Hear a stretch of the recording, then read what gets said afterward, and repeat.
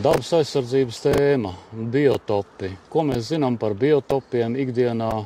Vienai daļai sabiedrības, dzirdot vārdu biotopi, ir tāda divējāda attieksme. Viņiem liekas, ka tie ir kaut kādi ne tikai viņu tiesību ierobežojoši pasākumi, bet arī pienākumi. Par to mēs šodien gribētu izjautāt skaidrāk un precīzāk, lai mums atbild Dabas aizsardzības pārvaldes Dabas aizsardzības departamenta direktore Gita Strode. Ja, labdien! Tad, lai noraksturotu šo te vietu, kur mēs atrodamies, mēs esam Gaujas Nacionālajā parkā, dabas lieguma zonā, tepat netālu plūst Gauja, un mēs esam Eiropas nozīmes meža biotopā. Un kā var pateikt, ka šis ir biotops vai ka šī ir vērtīga vieta, tad sākot ar šīm te struktūrām, liela izmēra kriteles, ir atsevišķi stāvoši nokautuši koki, ir veci, lielu dimensiju koki, ir mazāki koki. Mēs redzam, kad ir koki uz ciņiem ar tādām saknēm kā dēļi, kas liecina par to, ka šī teritorija arī periodiski aplūst, arī kosas aug. Un tad šī ir tāda mazskarta, cilvēka maz ietekmēta teritorija, kur šie te apstākļi ir izveidojušies tādi, ka šeit ir daudz dažādas aizsargājumas un retas sugas.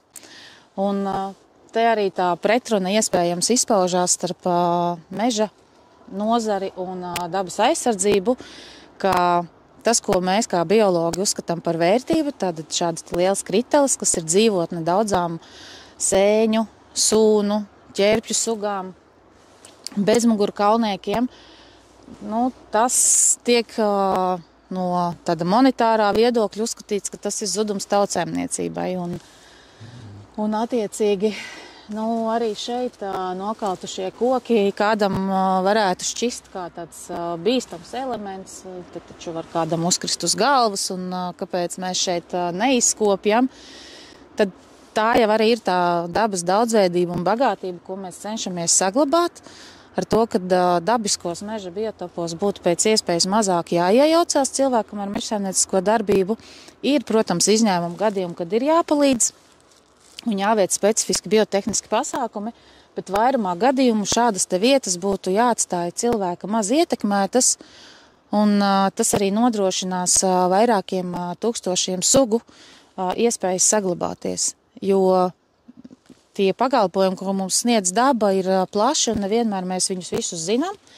Ne visas sugas mēs zinām, ne visām sugām mēs esam atraduši kādu pielietojumu, un bieži vien kāda no sugām, kas šeit ir sastopams, iespējams slēp kādu lielu nākotnes potenciālu, lai cilvēkiem veicinātu labklājību.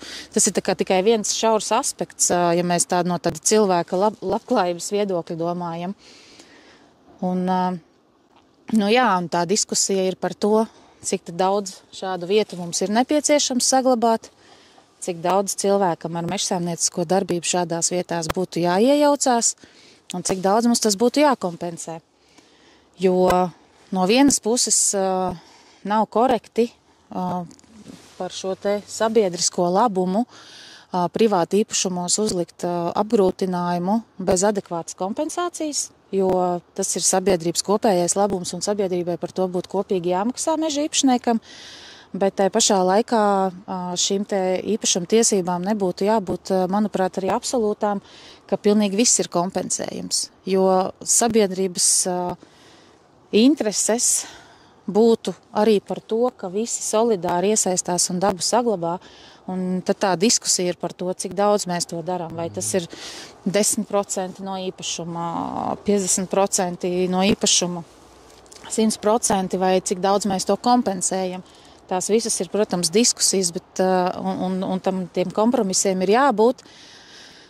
Un tādā diskusija lokā ir arī jautājums par to, ka varbūt vairāk jāļauj meža īpašniekam iespēja izvēlēties, ko viņš dara ar savu īpašumu, lielāka izvēles brīvība, iespēja kaut ko sargāt brīvprātīgi, bet te arī ir jāsaprot, ka tā sabiedrības izpratne un tā dabas aizsardzības sistēma šobrīd nevar funkcionēt tikai un vienīgi uz brīvprātīgiem aizsardzības principiem, jo brīvprātīgs nozīmē šodien ir, rīt vairs nebūs, bet tās vietas, kur ir izveidojušās biotopiem un sugām daudzveidībai labvēlīgi apstākļi ir tik, cik ir, un mēs nevaram tikai paļauties uz to, ka kāds aiz laba prāta to visu saglabās.